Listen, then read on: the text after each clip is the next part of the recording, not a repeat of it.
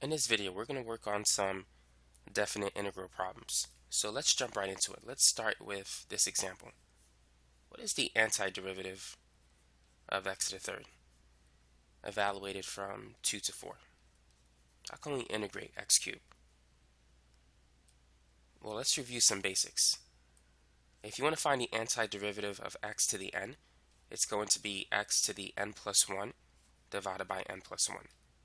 So the antiderivative of x squared is x cubed divided by 3. The antiderivative of x to the fourth is x to the fifth divided by 5. And for x to the seventh is x to the eighth divided by 8. So therefore, if we wish to find the antiderivative of x cubed, it's going to be x to the fourth divided by 4th, but evaluated from 2 to 4.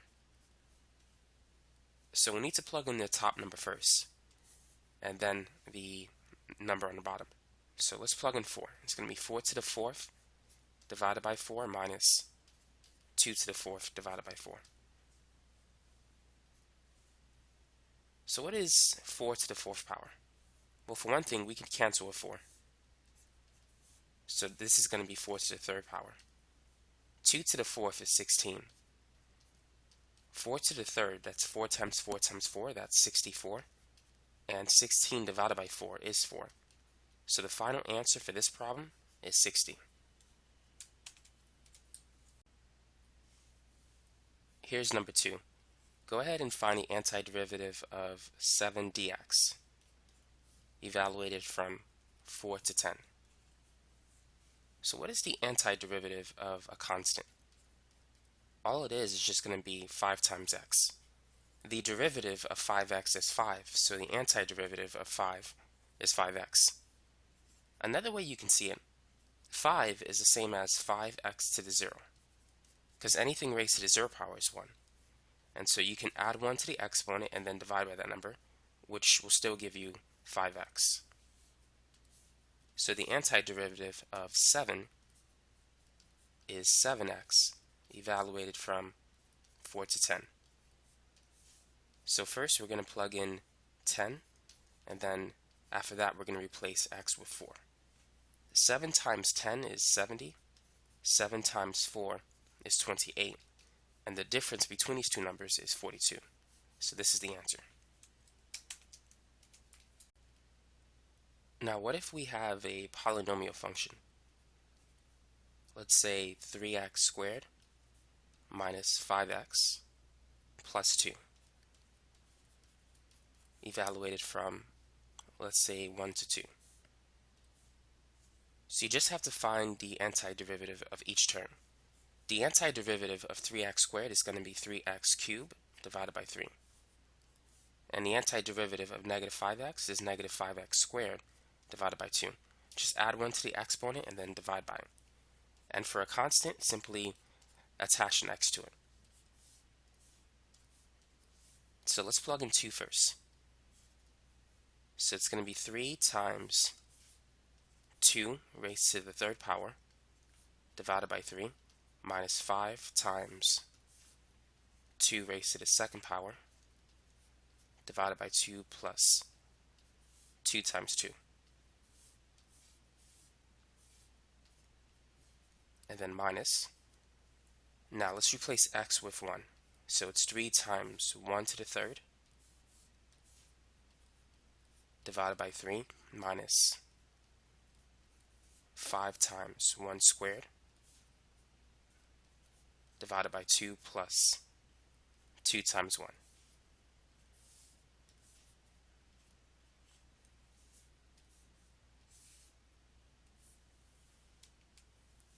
So 2 to the third power is 8. 2 squared is 4. And 2 times 2 is 4.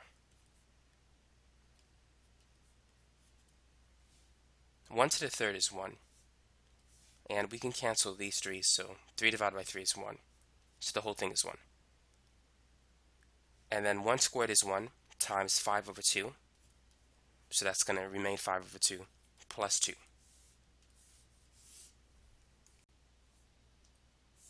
Now we can cancel the 3's. 3 divided by 3 is 1, so this will just give us 8. 5 times 4 is 20. 20 divided by 2 is 10. And here we could distribute the negative sign. So it's going to be negative 1 plus 5 over 2 minus 2. 8 minus 10 is negative 2. 4 minus 1 is 3.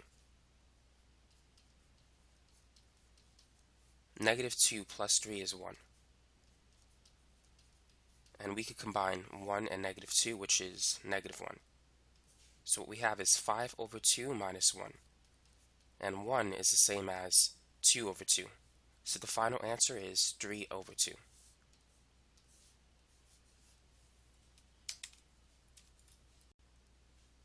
Try this one. Find the antiderivative of 2x plus 3 squared dx from negative 1 to 3. So what should we do in this problem? The best thing to do is to FOIL 2x plus 3 squared. It's the same as 2x plus 3 times 2x plus 3. So let's go ahead and do that first. 2x times 2x is 4x squared, and 2x times 3 is 6x. And then we also have 3 times 2x, which is another 6x. And finally 3 times 3, which is 9. So now let's combine like terms. So this is equivalent to 4x squared plus 12x plus 9. So now at this point we can find the antiderivative. The antiderivative of 4x squared is 4x cubed divided by 3. And for 12x, it's going to be 12x squared divided by 2. And for the constant 9 is simply 9x.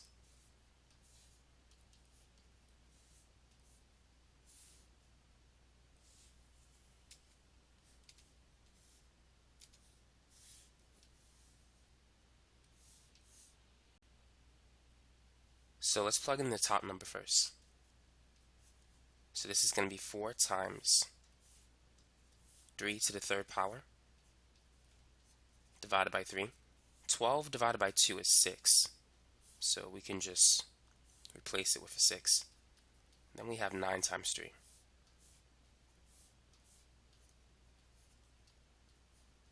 And now let's plug in negative 1.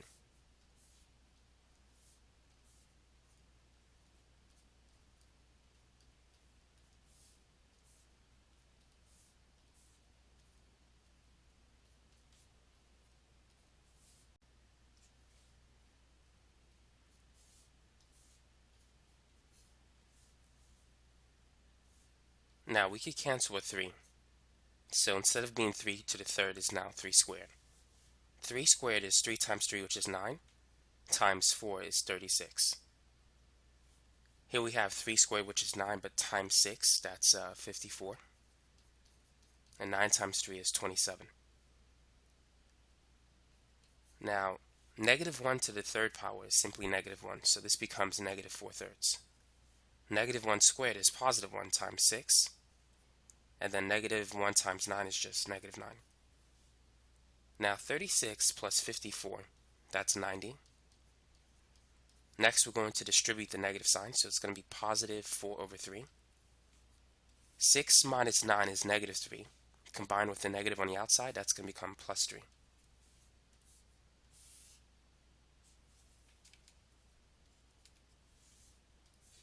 Now let's add 27 and 3. So that's going to be 30. And 90 plus 30 is 120. So now, to add these two, we need to get common denominators. Let's multiply 120 by 3 over 3. 12 times 3 is 36, so 3 times 120 is 360. So the final answer is 364 divided by 3. So this is it. Let's try this one.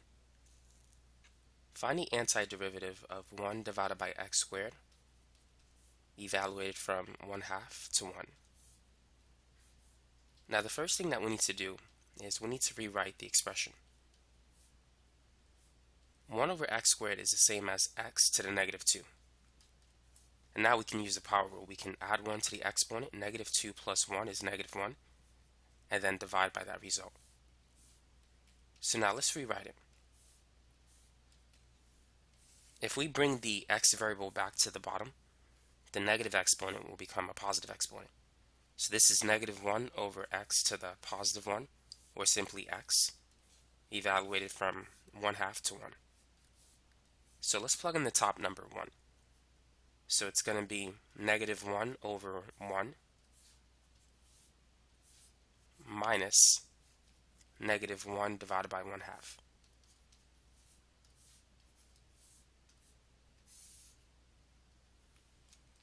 Negative 1 over 1 is simply negative 1. And these two negative signs will make it positive. 1 divided by 1/2 is 2. So the final answer is plus 1.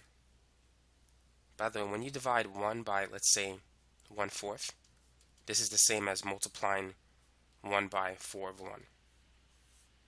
Perhaps you heard of the expression keep, change, flip. Another way in which you can simplify this result is if you multiply the top and the bottom by 2.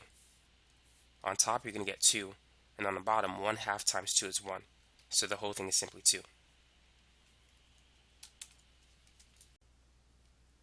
Now what about this one? Feel free to try this example. Now, if you decide to rewrite the expression, if you add 1 and then divide by that result, notice that this will be undefined. So this doesn't work. You need to know that the antiderivative of 1 over x is simply ln x. For now, I would commit that to memory. So now let's plug in the values that we have. So first it's going to be ln e minus ln 1. Now you need to know that ln e is always equal to 1, and ln 1 is always equal to 0. So the final answer is simply 1.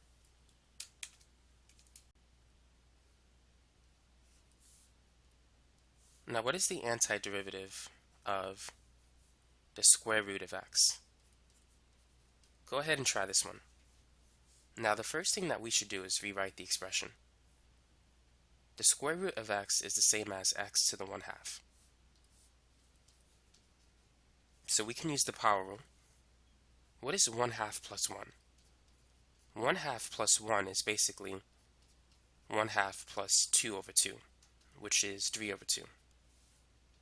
So when we add 1 to the exponent, it's going to be 3 over 2. And then we need to divide by 3 over 2. But dividing by 3 over 2 is the same as multiplying by the reciprocal, which is 2 over 3. So we're going to evaluate this from 4 to 9. So let's plug in 9 first.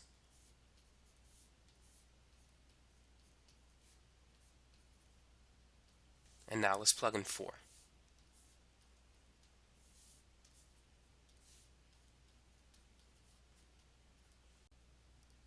Now what exactly is 9 raised to the 3/2? 9 to the 3/2 is the same as 9 to the 1/2 raised to the 3rd power. 9 to the 1/2 is the square root of 9, which is 3, and 3 to the 3rd power is 27. So that whole expression is just equal to 27. So we have 2 times 27 divided by 3. Now let's do the same thing for 4 raised to the 3/2. So it's 4 to the 1/2 raised to the 3rd power. The square root of 4 is 2, and 2 to the 3rd power is 8. So this is going to be minus 2 times 8 divided by 3. 2 times 27 is 54, and 2 times 8 is 16, and 54 minus 16 is 38. So the final answer is 38 divided by 3.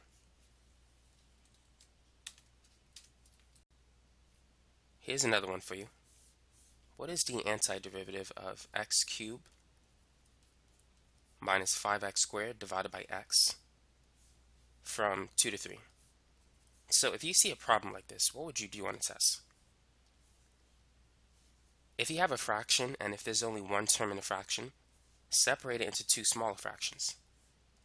So what we could do is divide x cubed by x, which is x squared, and divide negative 5x squared by x, which is negative 5x. The antiderivative of x squared is x to the third divided by 3. And for 5x, it's going to be 5x squared divided by 2. So now we can plug in the numbers. So it's going to be 3 to the third divided by 3 minus 5 times 3 squared divided by 2 minus 2 to the third divided by 3 minus 5 times 2 squared divided by 2.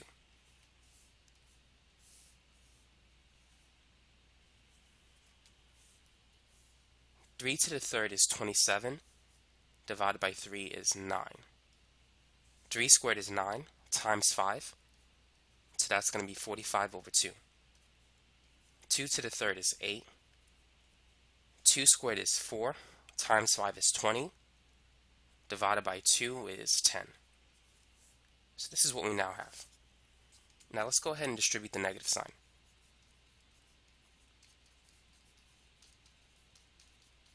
Now we can add 9 and 10. That's going to be 19.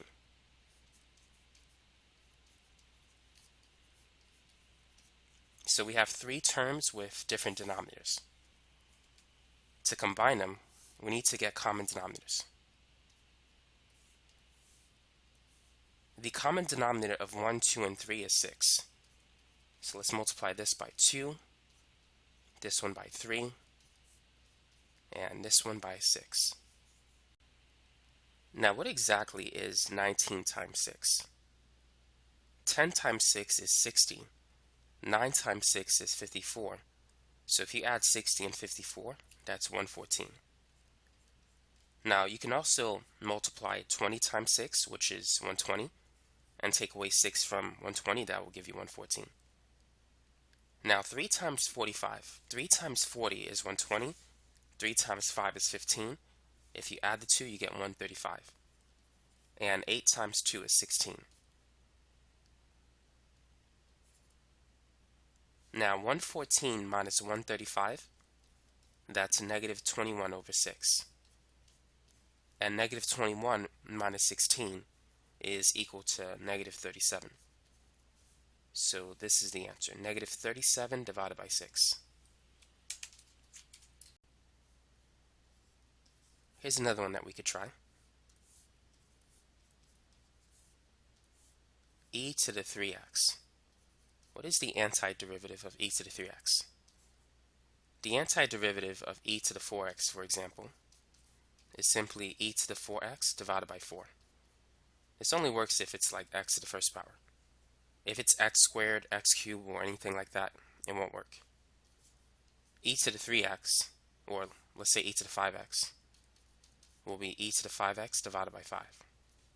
The antiderivative of e to the x is simply just e to the x.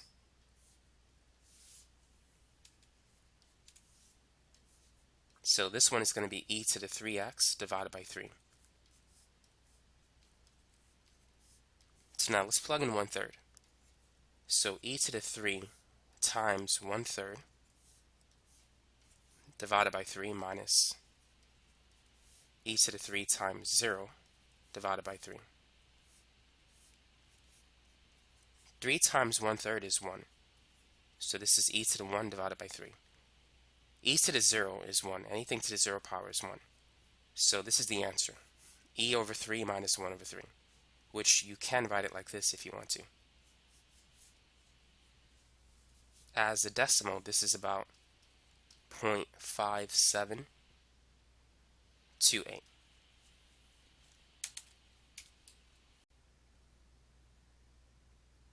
Let's try this one. What is the antiderivative of cosine x? The derivative of what function will give you cosine x? The derivative of sine is cosine. So the antiderivative of cosine is sine x.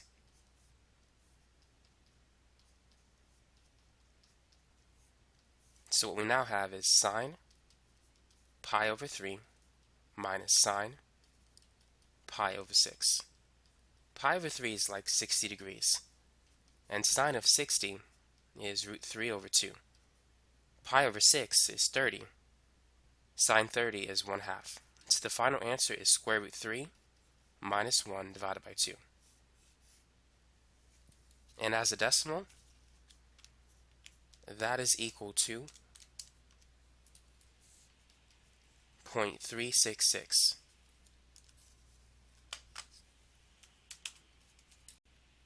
Let's try another example with a trig function.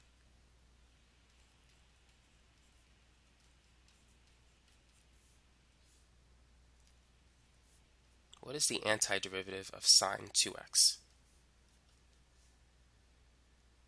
The antiderivative of sine is negative cosine, because the derivative of negative cosine is positive sine. The derivative of cosine itself is negative sine. So this is going to be cosine 2x, but divided by 2. Let's say if you want to find the antiderivative of cosine 5x. This is going to be sine 5x divided by 5, for example.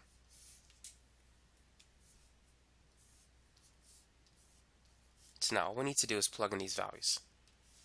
So this is going to be negative cosine times 2 times pi over 4 divided by 2 minus negative cosine 2 times 0 divided by 2. Now 2 times pi over 4 is basically pi divided by 2. And cosine pi over 2 is equal to 0. 2 times 0 is 0, so cosine 0 is 1. So the final answer is 1/2.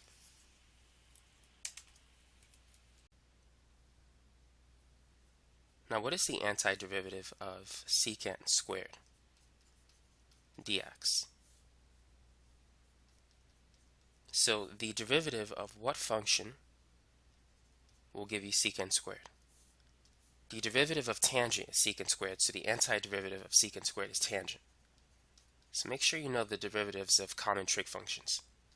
It's going to help you a lot. So now this expression is equivalent to tangent 3 pi over 4 minus tangent pi over 4. 3 pi over 4 is in quadrant 2, and in quadrant 2 tangent is negative.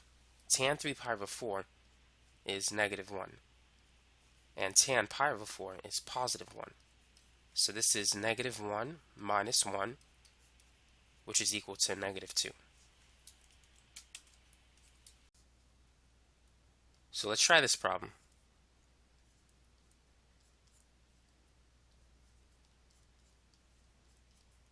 What can we do to find the antiderivative?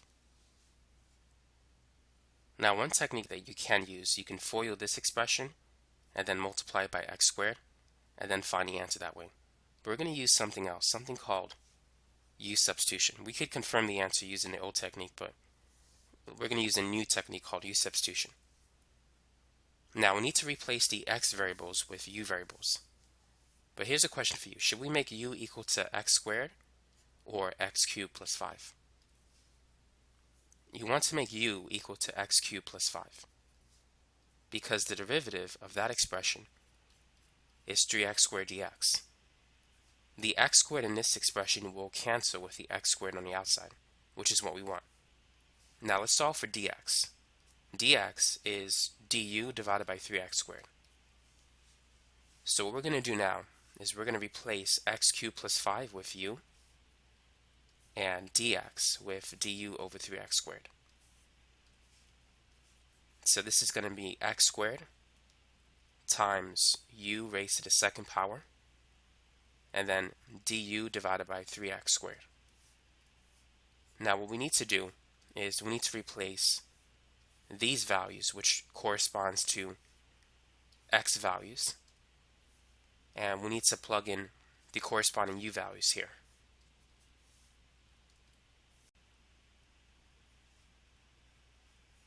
So let's use this expression. When x is 0, what is u? So let's plug in 0. 0 to the third plus 5 is simply 5. Now when x is 1, what is u? 1 to the third plus 5 is 6.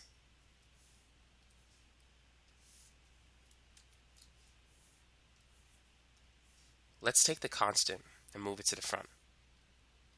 So what we have is 1/3 antiderivative 5 to 6 u squared du. So this is going to be 1/3 times u to the third divided by 3, evaluated from 5 to 6. So that's u to the third over 9.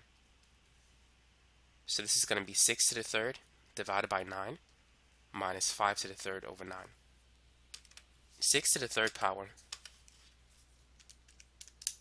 is 216, and 5 to the third power is 125. If we subtract 216 by 125,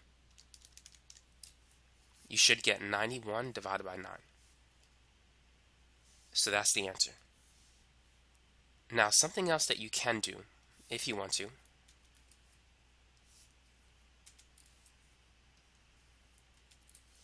at this point, once you integrate the function with respect to u, you can replace u with x cubed plus 5. So this would be x cubed plus 5 divided by 9. Once you change it back to the corresponding x variables, you need to replace these numbers with their original numbers. So now it's going to be 0 and 1 again. But if you plug in these values, you should still get the same answer, which is 91 over 9.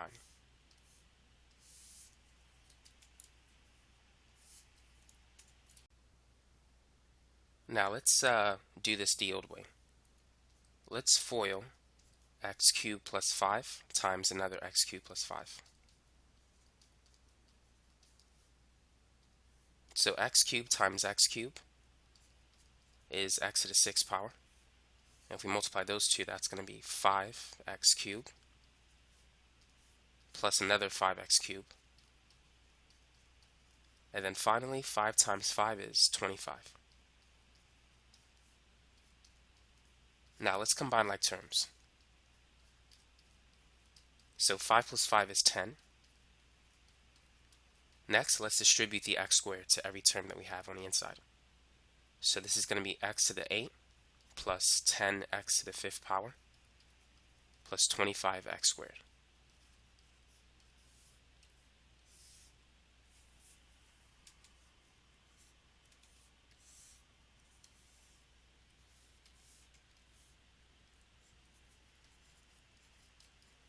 So what is the antiderivative of x to the 8? This is going to be x to the 9 divided by 9. And the next one is going to be 10x to the 6 divided by 6. And the last one, 25x cubed divided by 3. So let's plug in 1 first. So it's going to be 1 over 9 plus 10 over 6 plus 25 over 3. And if we plug in 0, 0 to the 9th is just 0. Everything's going to be 0 when we plug in 0. So we could just ignore the last part. So now we got to simplify this expression. So what is the common multiple of 3, 6, and 9? The common multiple is 18. So 1 over 9, let's multiply by 2 over 2. So it's going to be 2 over 18. 10 over 6, let's multiply by 3 over 3. So it's 30 over 18. And 25 over 3, let's multiply by 6 over 6. That's going to be 150 over 18. 2 plus 30 plus 150 is 182 over 18. And we could divide both numbers by 2. Half of 182 is 91. Half of 18 is 9. So we get this answer again. Let's try another problem. Let's try this one. 4x e to the x squared. Now this time we need to use u substitution. We can't do it any other way. So what should we make u equal to? You want to make u equal to x squared because du is going to be 2x dx. the x variable in this expression can cancel the x variable there. Our goal is to replace all of the x variables with u variables. Now let's solve for dx. dx is du divided by 2x. So then this is going to be 4x e. Let's replace x squared with u. So this is e to the u. And dx is du divided by 2x. Now we need to change the values. When x is 1, u is 1. U is equal to x squared, or 1 squared, which is 1. And when x is 2, u is equal to 4. So our new values are 1 and 4.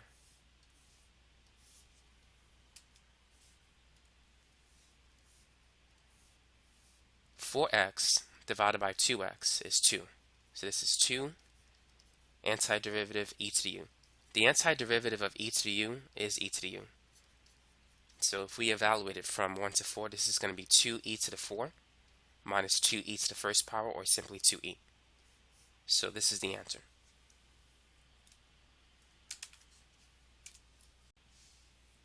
Try this one.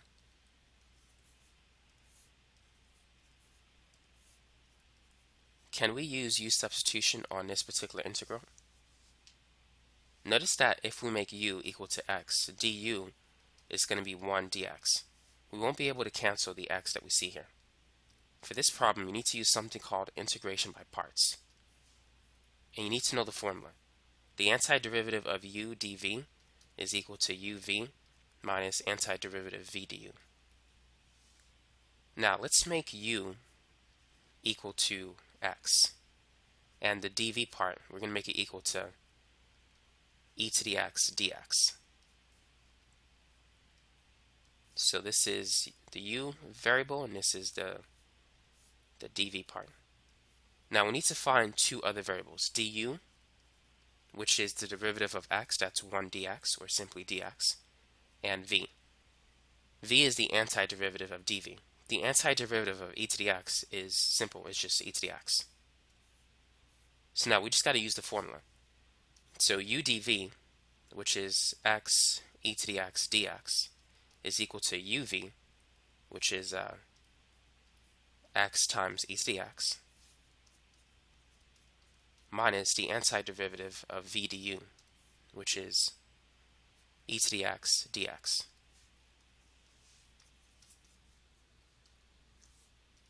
On the left side, this is our original problem. So let's focus on the right side. The antiderivative of e to the x is simply e to the x. So the antiderivative of x e to the x is x e to the x minus e to the x. So now we need to evaluate it from 0 to 1.